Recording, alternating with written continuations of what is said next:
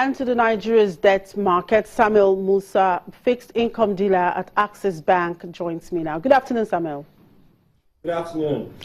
It's the last trading day. Could you wrap up the week for us? How has the yields performed so far this week?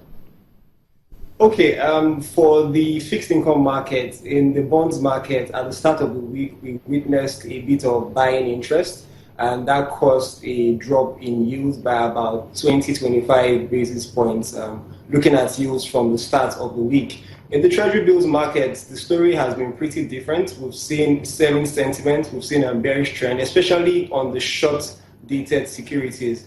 We had initially seen buying interest on the long end of the curve, that's the August 2017 maturities, and then the September maturities as well. But we saw a retracement in yields, given that the CBN had an OMO auction yesterday, and we also had one today. So yields have practically trended back up in the Treasury bills market by about 100 basis points on the short end. I seem to have lost Samuel there.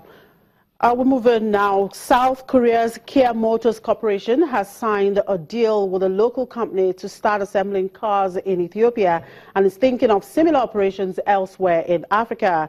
Kia and Beleb Motors PLC, with whom it signed the agreement, said the plant in the town of Adama, south of the capital Addis Ababa, will produce its first vehicle in January.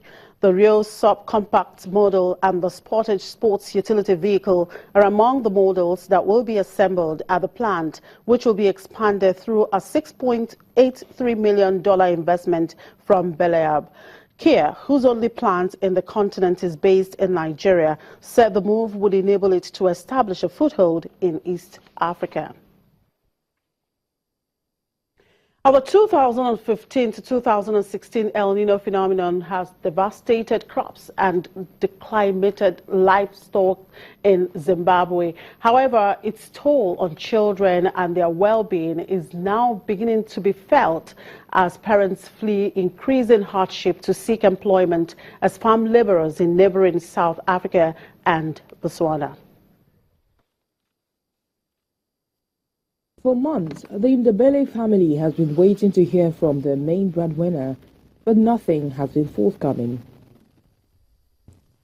The family is one of many living in Bulanyema district in the country's Matabeleland South province, which has been affected by severe drought.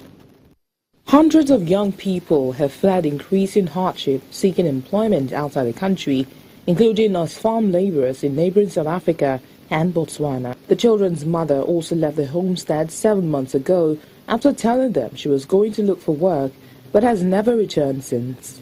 79-year-old Solomon Ndebele and his wife are now forced to rely on donations to feed their grandchildren. Our son went to Botswana last year and never sent anything back home for the kids. After a while, his wife ran away because there was no support. Southern Africa has been hard hit over the past year by drought made worse by El Nino, a warming of sea surface temperatures in the Pacific Ocean. The drought has also caused economic crisis in the cash-strapped country that has largely been deserted by foreign donors since 1999. The UN World Food Programme estimates around 4 million people, and that's 1 in 3 Zimbabweans, are struggling to meet their basic food needs. Outward migration of parents or guardians into neighboring South Africa and Botswana, leaving behind young children to fend for themselves, is worrying social service workers in the country.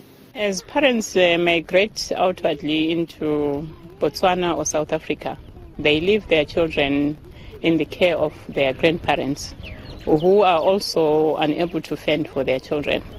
That's giving us a serious challenge in terms of providing for the children.